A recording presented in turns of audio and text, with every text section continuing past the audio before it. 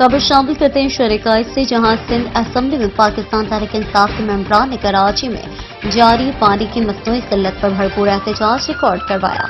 कोरंगी के हल्का PS 96 से MPA मोहम्मद अवैस और हल्का PS 93 के मुंतखब MPA साजिद मीर ने अपने हल्के PS 96 में पानी की मसनूई किल्लत पर एहतजाज किया और अपने हल्के की आवाम के लिए भरपूर आवाज उठाई और कहा कि कराची और बिलखुसूस कोरंगी लैंड की आवाम को इनके जीने के हक से महरूम रखा जा रहा है, जो कि इंसानी हुकूक की खुला खिलाफ वर्जी है।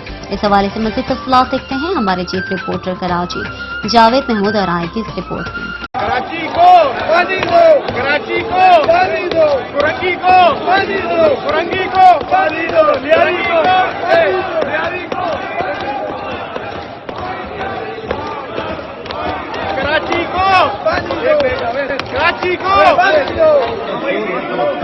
आज हम असम्बली में मौजूद हैं। 2 महीने बाद असम्बली स्टार्ट हुई है। आज हम कराची के पानी के लिए बात करना चाहते हैं, लेकिन हमारी बात नहीं करने दी जा रही, हमें माइक नहीं दिया जा रहा।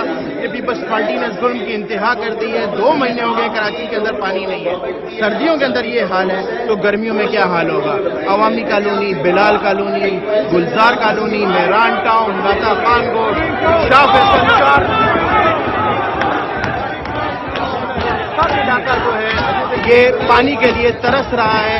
इसलिए पाकिस्तान तहरीक इंसाफ आज अपना एहतजाज रिकॉर्ड करवा रही है कि कराची को पानी दो, नहीं तो हम ये इजलास नहीं चलने देंगे।